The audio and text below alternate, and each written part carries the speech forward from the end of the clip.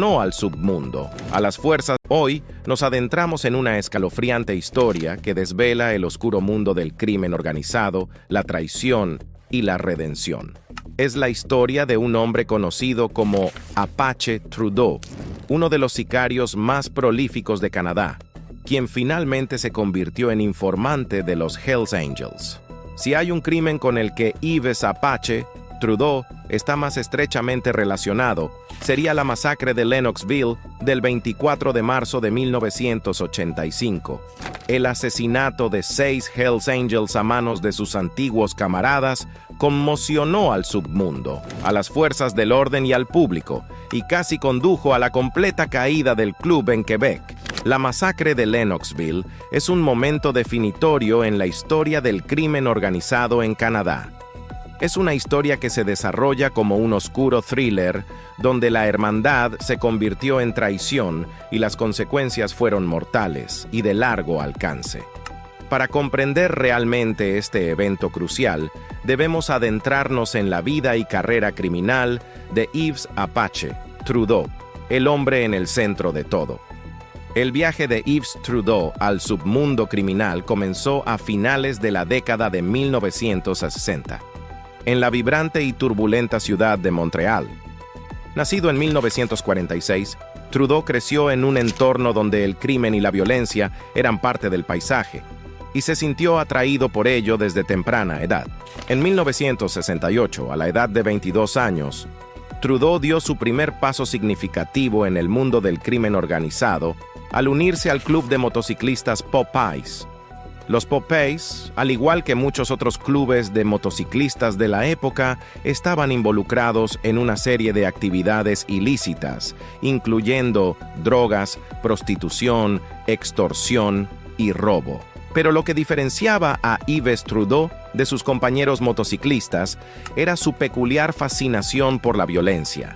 Desde temprana edad, mostró un gran interés en asuntos militares, armamento y explosivos. Fue esta fascinación la que finalmente lo convirtió en uno de los asesinos más prolíficos de Canadá. Según el periodista y autor de Crímenes Reales, James Dubrow, la obsesión de Trudeau por la violencia era evidente desde temprana edad. Trabajó en una fábrica de explosivos, perfeccionando habilidades que se convertirían en su sello distintivo. Su experiencia con explosivos y armas lo convertiría en una figura formidable en el submundo criminal. A medida que avanzaba la década de 1970, el panorama criminal en Montreal experimentaba una transformación significativa. Clubes de motociclistas rivales, incluyendo los Devil's Disciples y los Satan's Choice, con base en Ontario, buscaban expandir sus territorios, lo que llevó a una violenta lucha por el control del submundo criminal. Esta feroz competencia por la supremacía resultó en un aumento de la violencia, lo que le valió a Quebec la reputación de ser uno de los lugares más peligrosos para el crimen organizado en América del Norte. Para 1975, los Devil's Disciples se desbandaron después de que 15 de sus miembros fueron asesinados por un grupo criminal u otro, intensificando aún más el clima de miedo y rivalidad. Fue en este ambiente tumultuoso que Yves Trudeau se encontró en un camino fatal. En el verano de 1977, 5 de los 10 capítulos del club de motociclistas Satan's Choice, incluido el de Montreal, se unieron a los Outlaws con sede en Chicago, mientras que los Popeyes tomaron una medida similar, aliándose con los Hells Angels. La asociación de Trudeau con los Hells Angels marcó un punto de inflexión significativo en su carrera criminal. Fue dentro de los Hells Angels que se convertiría en uno de los asesinos más prolíficos y temidos en la historia del crimen organizado canadiense. La despiadada ola de asesinatos de Trudeau comenzó en serio una vez que se convirtió en miembro de pleno derecho de los Hells Angels. Fue dentro de esta notoria pandilla de motociclistas que cometió una serie de asesinatos brutales, lo que le valió notoriedad que se extendió mucho más allá del submundo criminal. Su primer asesinato dentro de los Hells Angels ocurrió cuando disparó a un joven miembro de los Outlaws fuera de un bar en la pequeña Italia de Montreal, desencadenando una guerra a gran escala. Esto fue solo el comienzo de una carrera de asesinatos que florecería en la década de 1970 y principios de la década de 1980. Trudeau no mostró restricción en los métodos que empleaba para eliminar a sus objetivos. Abatía a las víctimas en sus propias casas, colocaba bombas en sus vehículos y, de manera escalofriante, no mostraba consideración por el daño colateral. Novias y esposas murieron junto a sus hombres, un testimonio de la crueldad de sus acciones. No tenía absolutamente ninguna conciencia, ningún respeto por la vida humana en absoluto, dice Dubrow, describiendo la actitud de Trudeau durante su reinado de terror. Las palabras de Dubrow capturan la esencia de la personalidad criminal de Yves Apache. Trudeau era un asesino a sangre fría que se ganó su siniestro apodo de El Paragolpes Loco, debido a su reputación como experto en explosivos. La violencia y el terror que desató en las calles de Montreal durante este periodo no tenían parangón, incluso en el despiadado mundo del crimen organizado. La década de 1980 trajo un nuevo capítulo en la vida de Trudeau, ya que continuó su reinado de terror dentro de los Hells Angels. Para entonces, los Hells Angels en Montreal se habían expandido, lo que llevó a la creación del North Chapter en septiembre de 1979. Este capítulo, con sede en el suburbio del norte de Laval, estaba compuesto principalmente por exmiembros de los Popeyes. Sin embargo, esta nueva independencia no auguraba nada bueno para el North Chapter, ya que comenzaron a exhibir un comportamiento notorio, especialmente su alto consumo de cocaína, su falta de respeto por las reglas del club y su desprecio por otros criminales. Vale la pena destacar que la adicción de Trudeau a la cocaína no fue un obstáculo para sus actividades violentas. De hecho, podría haber alimentado sus tendencias asesinas. Según Dubrow, muchos sicarios, incluido Trudeau, solían consumir cocaína antes de llevar a cabo sus asesinatos. La mayoría de los sicarios que he conocido son adictos a la cocaína y suelen consumir cocaína antes de cometer los asesinatos. Dice, les facilita un poco las cosas. No todos, pero el alcoholismo y el consumo de drogas son muy comunes entre los sicarios. En febrero de 1980, Trudeau cometió un asesinato particularmente atroz, cuando mató a la abuela de un exmiembro de los Hells Angels, a quien creía que estaba cooperando con las fuerzas del orden. No se detuvo en la abuela, sino que también eliminó al delator sospechoso y a su esposa. La reputación de Trudeau como un despiadado sicario pronto se extendió más allá de su papel dentro de los Hells Angels. La comunidad criminal de Montreal reconoció su experiencia mortal y sus servicios fueron solicitados por otras organizaciones criminales. Pierre de Champlain, autor de Histoire du crime organisé à Montréal, explica: la comunidad criminal de Montreal conocía la reputación de Trudeau como asesino. Era muy profesional, muy meticuloso, y por eso usaban sus servicios. Trudeau aceptó contratos de la West End Gang, una organización criminal irlandesa que operaba en la mayor parte del suroeste de habla inglesa de Montreal.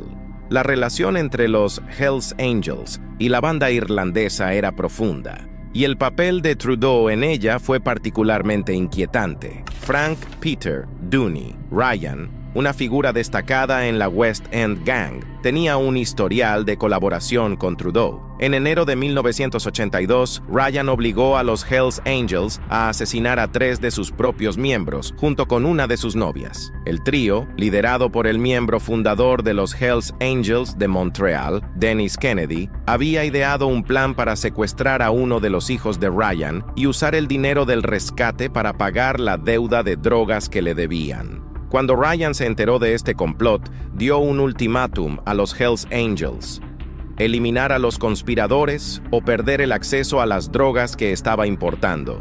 Los 4 individuos fueron asesinados de manera rápida y despiadada, y se alega que Trudeau mismo apretó el gatillo en Dennis Kennedy. Este oscuro episodio en la historia de las bandas de motociclistas, como los Hells Angels, revela un fuerte contraste entre su hermandad profesada y la brutal realidad de sus acciones.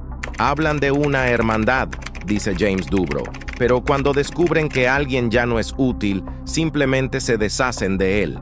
Este incidente pone de manifiesto la traicionera y despiadada naturaleza del mundo criminal, donde la lealtad puede convertirse rápidamente en traición, a menudo con consecuencias mortales. Las conexiones de Frank Peter Dooney Ryan con Trudeau no terminaron ahí. Solo un par de meses antes del asesinato de Kennedy, Ryan había contratado a Trudeau para asesinar a Hughie McGurnaghan, un miembro de la West End Gang a quien Ryan creía que lo había estafado en dinero de drogas. Dooney se enfureció un poco y quería dar un ejemplo, dice Darcy O'Connor, autor de Montreal's Irish Mafia, sobre la West End Gang. Contrató a Yves Trudeau para enviar un mensaje al resto de la West End Gang de que no te metes con Dooney Ryan si le debes dinero. El 27 de octubre de 1981, Trudeau detonó una bomba debajo del automóvil de McGurnaghan mientras conducía por Westmount Park.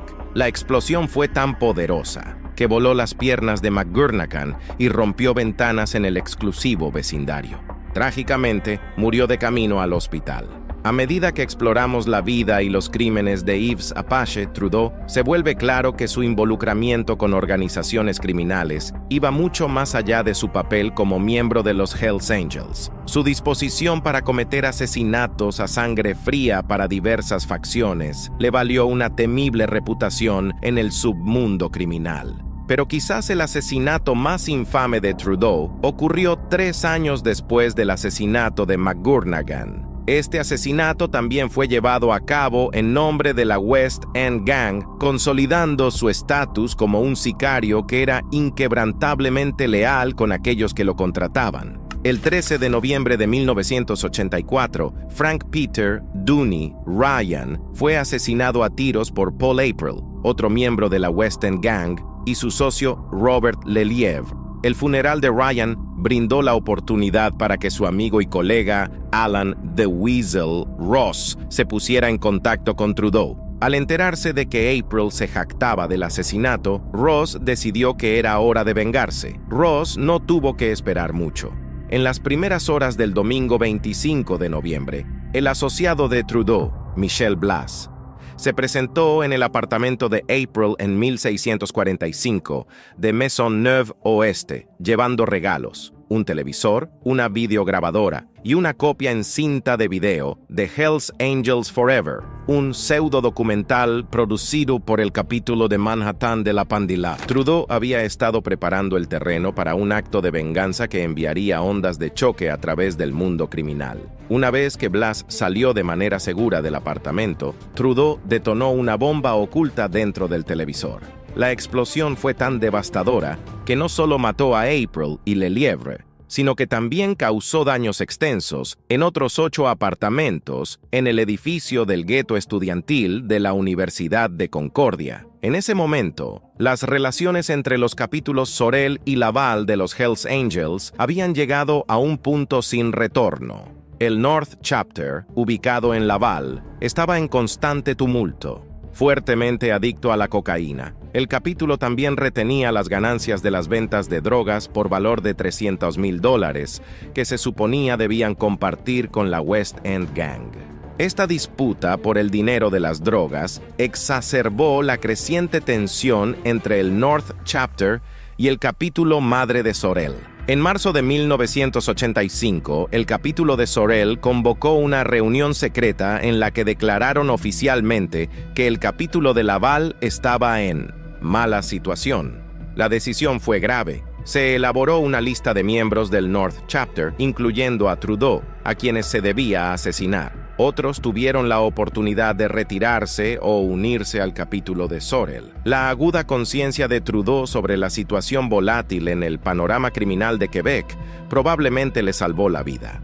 Al percibir que un enfrentamiento violento era inminente entre los capítulos de Sorel y Laval, tomó una decisión que resultaría ser salvadora. Una semana antes de la reunión fatal en Lennoxville, Trudeau se internó discretamente en un centro de desintoxicación en Oka, ubicado al oeste de Montreal. Fue un movimiento estratégico para distanciarse del derramamiento de sangre inminente y resultaría ser una decisión que le salvaría la vida.